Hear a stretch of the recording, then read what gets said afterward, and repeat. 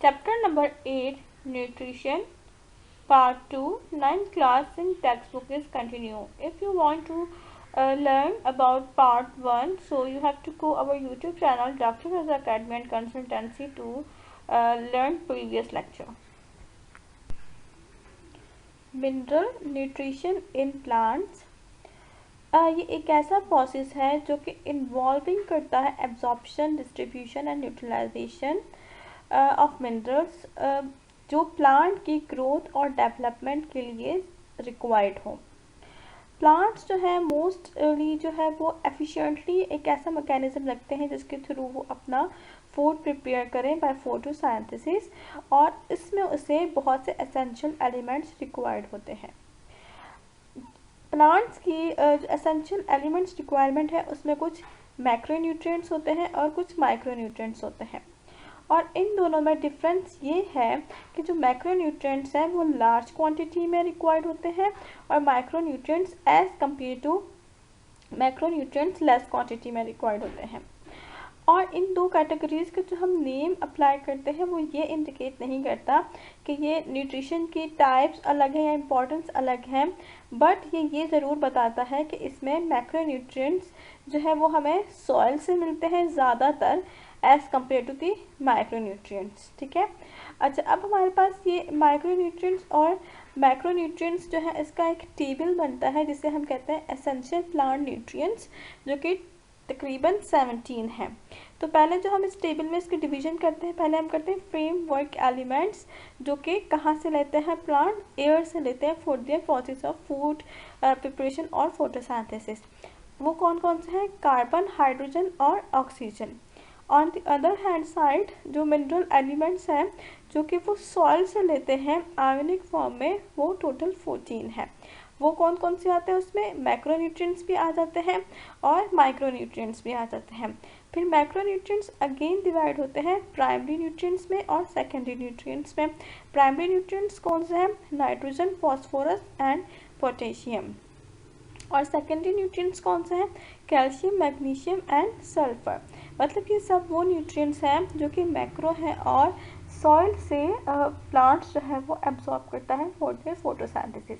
On the other hand जो micro nutrients हैं जो कि लेस अमाउंट में रिक्वायर्ड होते हैं, वो भी सॉइल से एब्जॉर्ब करते हैं प्लांट। वो कौन कौन से हैं, zinc, copper, manganese, iron, boron, molybdenum, chlorine and nickel. तो ये एक फ्लो चार्ट है जो कि एसेंशियल प्लांट न्यूट्रिएंट्स को शो कर रहा है। Role of nitrogen in plants. Nitrogen जो है एक एसेंशियल कंपोनेंट है फॉर प्लांट्स के उनकी सिंथेसिस जो अमाइनो एसिड्स की होती है जो कि बिल्डिंग ब्लॉक्स हैं फॉर दी प्रोटीन सिंथेसिस। तो उनके लिए अमाइनो एसिड की फॉर्मेशन के लिए नाइट्रोजन ज़रूरी रिक्वायर्ड होता है, और इसके अलावा ये रिक्वायर्ड होता है production of chlorophyll, nucleic acid और दूसरे एंजाइम्स के लिए।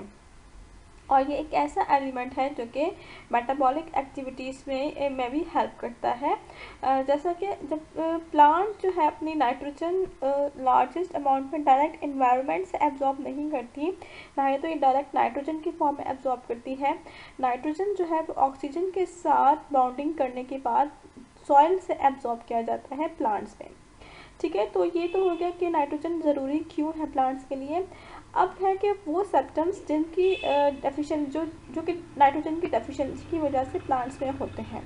ठीक है, अब नाइट्रोजन की डेफिशिएंसी की वजह से क्या होता है कि प्लांट्स की जो है वो ग्रोथ स्टंटेड हो जाती है, रुक जाती है, और वो एक मतलब फॉइलेज पाल ग्रीन कलर के हो जाते हैं। वो अपना जो एक फ्रेश ग्रीन कलर है वो खोने के बाद वो एक पाल ग्रीन कलर में कन्वर्ट हो जाते हैं। ये शो करती है deficiency of nitrogen. Role of magnesium. Magnesium is also essential for plants, especially mostly plants enzymes or work in the presence of magnesium. And other side, the chlorophyll, which is a very important constituent of the cell or organelle of the cell, it is also required magnesium for the process of photosynthesis.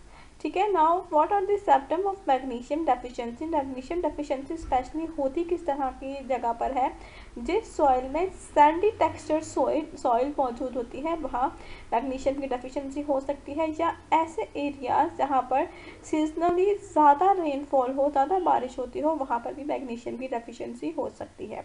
Magnesium की deficiency का जो सबसे important एक symptom है, जिसे हम predominant symptom भी कहते हैं, वो क्या है, इंटरवीनल क्लोरोसिस. इंटरवीनल क्लोरोसिस में क्या होता है कि लीफ की जो वीन्स है वो बहुत डार्क ग्रीन हो जाती है और उनके जो बीच का एरिया है वो येलो टाइप हो जाता है. ठीक है, जिस तरह से आप डायग्राम में देख रहे हो, ये डार्क ग्रीन होकर ये इवन लीफ जो है बर्न होना स्टार्ट हो जाता है due to the deficiency of magnesium. Now environmental hazards related to the chemical fertilisers. मतलब फर्टिलाइजर्स जो कि हम क्रॉप्स में यूज़ करते हैं फॉर देयर रैपिड ग्रोथ या for the protection of the pesticides. तो फर्टिलाइजर्स जो हैं इनके कुछ हैजर्ड्स भी हैं, जिसमें नंबर 1 आ जाता है सॉइल न्यूट्रिएंट होल्डिंग कैपेसिटी.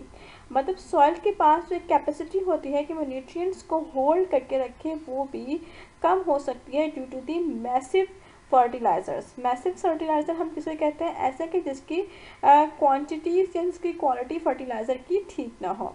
दूसरी आ जाती है सेकंड नंबर यूट्रोफिकेशन. यूट्रोफिकेशन हम किसे कहते हैं, the high solubility of fertilisers also degrade ecosystem through eutrophication. Means कि ये केमिकल न्यूट्रिशन जो है वो टिपिकली कंपाउंड्स को नाइट्रोजन और फॉस्फोरस को उनमें इंक्रीज कर देती है, जिसकी वजह से जो प्लांट है या जो वहाँ का इकोसिस्टम है वो डिस्ट्रॉय होने का खदशा होता है. Number 3 is the emission of green house gas. अच्छा, जब हम स्टोरेज और एप्लीकेशन ऑफ नाइट्रोजन जो है वो किसी भी फर्टिलाइज़र में ज़्यादा कर देते हैं तो वो कॉज करता है इमिशन ऑफ नाइट्रोजन गैस या nitrogen oxide. Soil acidity number 4. Soil acidity में हमारे पास आ जाती है अमोनिया गैस, जिसे हम कहते हैं NH3. ये जो है ये तब इमिट होती है जब कोई इनऑर्गेनिक फर्टिलाइजर्स अप्लाई किया जाए और जिसमें एक्स्ट्रा अमाउंट ऑफ अमोनिया हो, जो कि इंक्रीज कर देता है सॉइल की एसिडिटी को. Number 5 is the paste problems. Paste problems हम कहते हैं कि जब एक्सेसिव अमाउंट ऑफ नाइट्रोजन इस्तेमाल किया जाए फर्टिलाइज़र में तो वो पेस्ट प्रॉब्लम भी इंक्रीज कर देता है और पेस्टिसाइड्स का रेट ऑफ प्रोडक्शन इंक्रीज हो जाता है due to the presence of excessive nitrogen.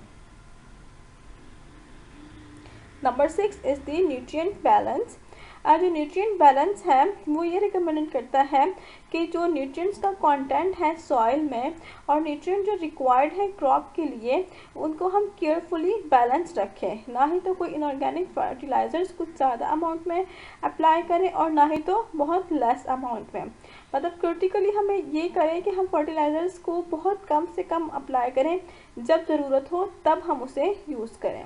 उसका एक्सेसिव अमाउंट जो है हमारे न्यूट्रिएंट्स के लिए भी, न्यूट्रिएंट्स जो कि सॉइल में या उस प्लांट में मौजूद है उसको भी वो कम कर सकता है और इसमें पॉल्यूशन की काइंड्स भी इंक्रीज हो सकती हैं.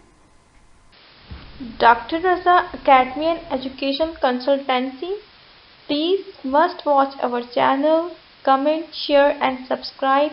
Our also other material is present in the Word file form in the form of notes, explanations of topics. Thank you.